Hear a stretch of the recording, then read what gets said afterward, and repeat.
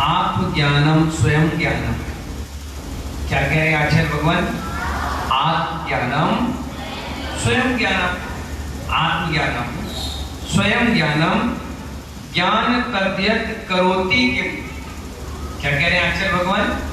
आत्मज्ञानम स्वयं ज्ञानम ज्ञानादंति करोति किम पर भावस्य कर्तात्म मोहयम व्यवहारी इड़ा।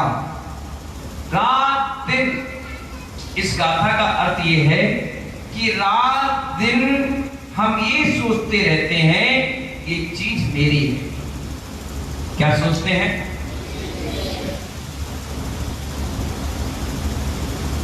क्या सोचते हैं अपन? खड़े हो जाने पर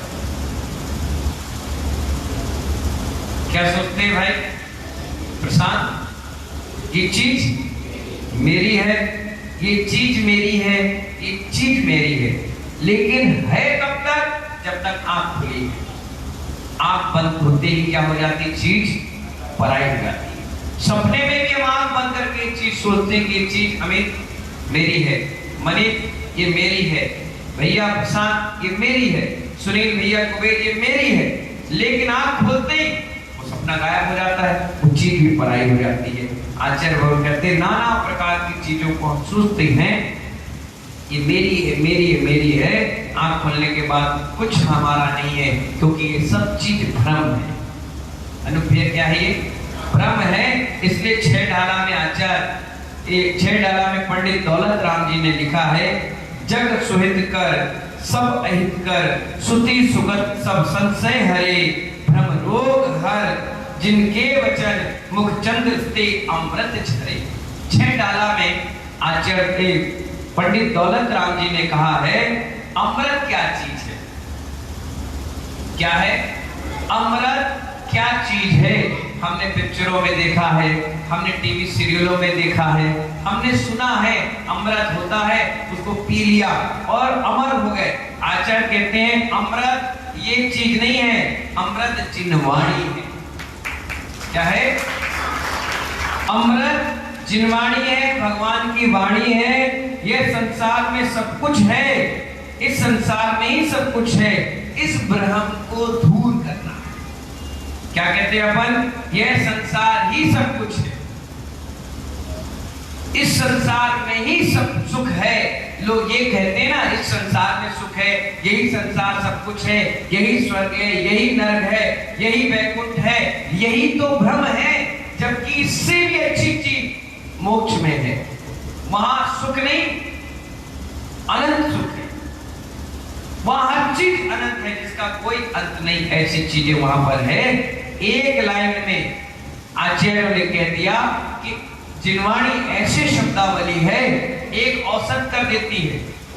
क्या कर देती है? एक औसत करती है और एक हाव कर देती है। महाभारत में द्रौपदी ने दुर्योधन को गिरता देखकर यही तो कह दिया कि अंधे के शब्दों कहा, एक शब्द कहा अंधे के, और क्या हुआ? अक्षयोणी सेना, करोड़ों की सेना, लाखों की सेना, कितने लोग, कितने वीर भट्ट, कितने शूरवीर योद्धा सिर्फ एक शब्द से धराशायी होकर के मिट्टी में समा गए। क्या हो गए? मिट्टी में समा गए। शब्दों को आचार्य भगवान कहते हैं कि एक लाइन पढ़ो, एक अक्षर पढ़ो, सब कल्याणकारी होगा, पर पढ़ो जिनवाणी। क्या पढ़ो? जिनवाणी।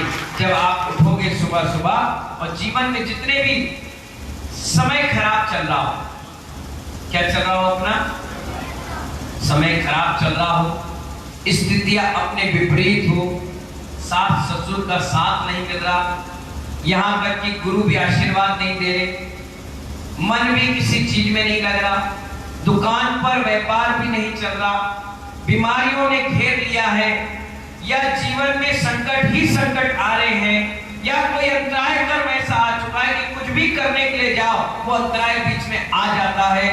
तो ऐसे समय में या तो प्रभु या गुरु या जिनवाणी का सहारा लेना चाहिए। उनके चरणों में जितना बैठ करके पुण्य का संचय कर सकते उतना करना चाहिए, क्योंकि बुरे के दिन भी कभी कभी बदल जाते हैं।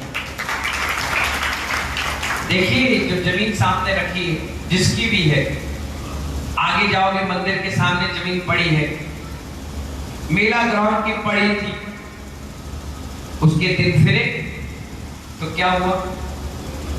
क्या हुआ बताओ?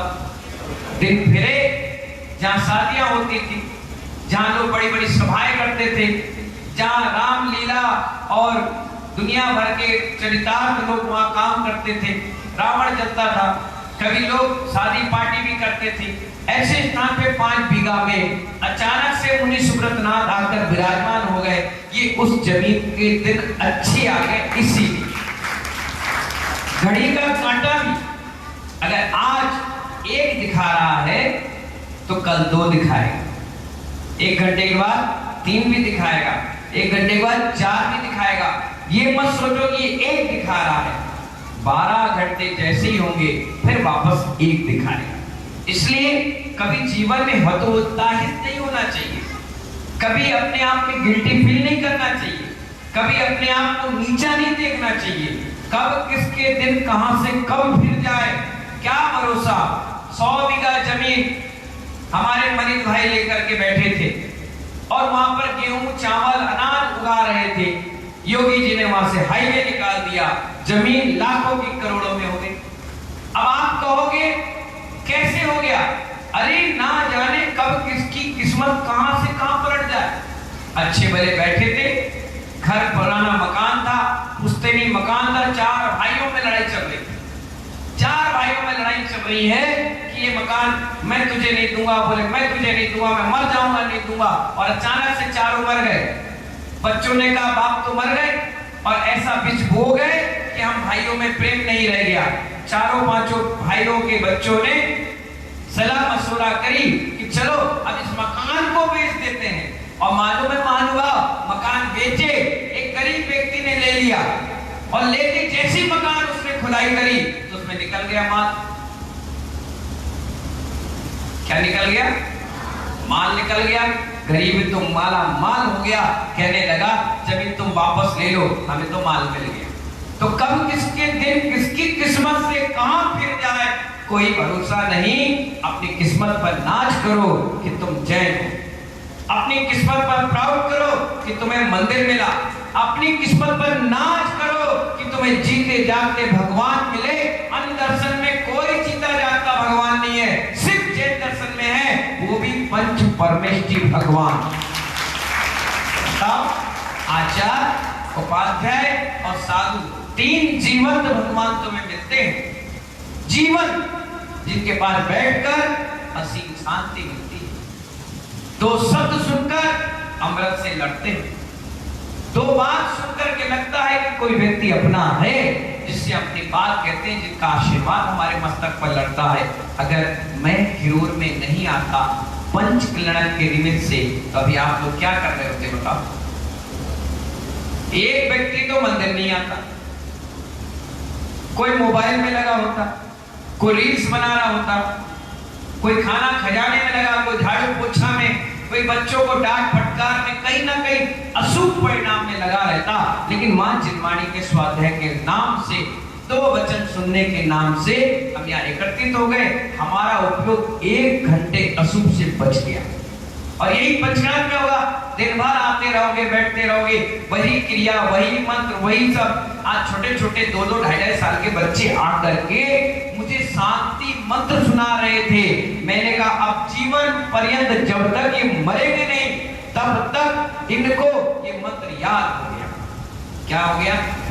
यही गीली मिट्टी के संस्कार हैं। इसलिए तो कहा गया बचपन से बच्चों को मंदिर कहां लेके आओ, मंदिर लेकर आओ, पूजा करवाओ, अभिषेक करवाओ, साधु के चरण वंदना करवाओ, अर्घ चढ़ाओ। अर्घ अगर आज से ये चढ़ाते रहेंगे, पूजा करते रहेंगे, पाठ करते रहेंगे, तो कालांतर में इनके संस्कार बने रहेंगे, छूटेंगे नहीं। और हमेशा हमेशा अपने माता पिता को धन्यवाद देंगे कि उन्होंने हमें मंदिर लाने की परंपरा चालू कर दी। कई बच्चे देखिए 4 और 5 साल के होते हैं, जबकि आहार का टाइमिंग होता है 8 साल के बाद। क्या होता है?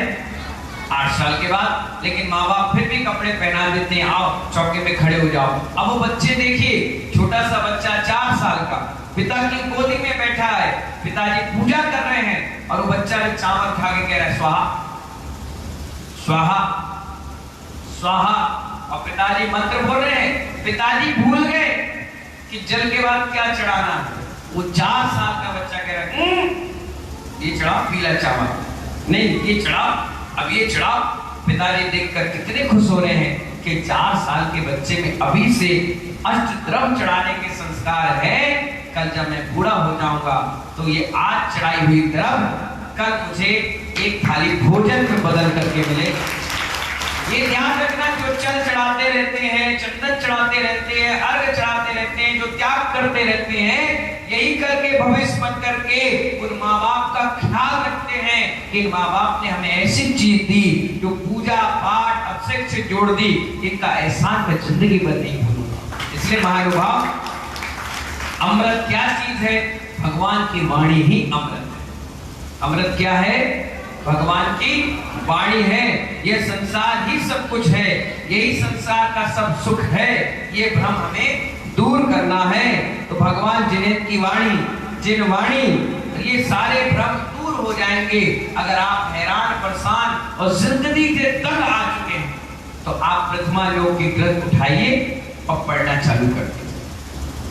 नहीं लगेगा मन 1 पेज में, नहीं लगेगा मन 2 पेज में, पढ़ते जाओगे पढ़ते जाओगे पढ़ते जाओगे, फिर आपको ऐसा लगेगा शायद इस जिनवाणी से मेरा ही कल्याण है।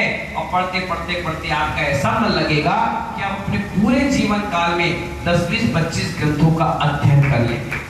आपको खुशी मिलेगी और जिंदगी की सारी समस्याओं का हल मिल जाएगा, हर समस्या का। हमारी जिनवाणी इतनी सरल है, वो किसी को डांटती नहीं, फटकारती नहीं और किसी को श्राप नहीं देती। वो पढ़ते जाओ, अपने जीवन को सुधारते जाओ। हम सब लोग कैसे सुधरे? हम सब लोग पढ़ के ही सुधरे। हमें किसी के सुधारने की आवश्यकता नहीं पड़ी, ना हमसे किसी ने कहा बोला। पढ़ते गए पढ़ते गए पढ़ते गए और अपने आप को सुधारते चले गए। इसलिए तो इतने लेवल तक पहुंचे। आप पढ़ते हो लेकिन सुधार नहीं करते, आप देखते हो फिर भी सुधार नहीं करते, आप ठोकर भी खा लेते हो फिर भी उसी रास्ते पर चलते हो, फिर ठोकर खाते हो। आचार्य भगवान कहते हैं एक ठोकर के बाद तो पत्थर भी भगवान बन जाता है। एक ठोकर के बाद, अभी देखना, पाषाण आया, एक व्यक्ति ने एक टच लगाया, पत्थर मूर्ति का रूप ले लिया। और आप तो जिंदगी भर ठोकर खा रहे हो, कभी सुबह, कभी शाम, कभी घर, कभी परिवार, कभी रिश्तेदार, कभी दुकान, कभी मकान, कभी कई भी प्रकार के मित्रगण, सबसे ठोकर खाते हो, सबसे धोखा खाते हो, फिर भी अपने आप में सुधार नहीं है।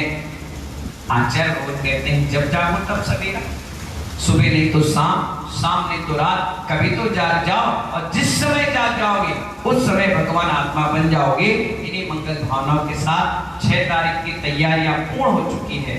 अलग अलग व्यवस्थाएं सबको मिल चुकी है। सब अपने अपने मनोभाव बना करके बैठे हैं कि हमें 2 दिन के बाद भगवान के भव्य पंचगणक में सम्मिलित होना है।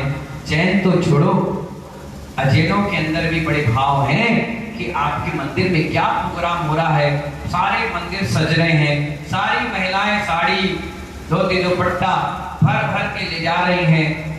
घरों में लिपा पोती चालू हो गई है, दुल्हन की तरह मंदिर सज रहा है। बड़ा भारी ट्रक में सामान आ रहा है। क्या बात है, घोड़े, बग्गी, हाथी, शहनाई, बादक, घोड़े, अपने दिव्य घोष, पंडित, विद्वान, संगीतकार, नाटककार, तोरण द्वार, बैनर, पोस्टर, ना जाने कितनी सारी चर्चाएं दिन प्रतिदिन लोगों के मुख से सुन रहे हैं। क्या अनुष्ठान होने वाला है? कहो, जैन दर्शन का सबसे बड़ी पूजा, महापूजा, भगवान बनने की कला पंचगणक के रूप में हमें देखने और सुनने को मिल रही है। इसलिए महानुभाव, सभी लोग 6 तारीख की सुबह ठीक 6 बजे भगवान पार्श्वनाथ, आदिनाथ और महावीर स्वामी मुनि सुब्रतनाथ का आशीर्वाद लेकर के इस अनुष्ठान में शामिल होंगे। मेरा सभी को बहुत बहुत आशीर्वाद है। जो लोग सोशल मीडिया के माध्यम से हमें सुन रहे, देख रहे हैं, उनको भी बहुत बहुत आशीर्वाद है।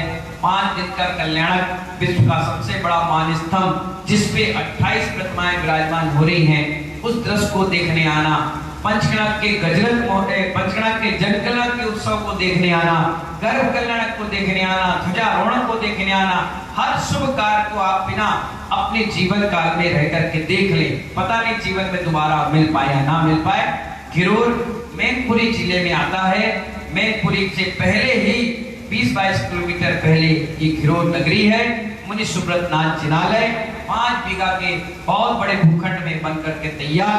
आप सभी लोग आइए, मेरा सभी भक्तों को बहुत बहुत आशीर्वाद है। बोले मुनि सुब्रत नाथ भगवान की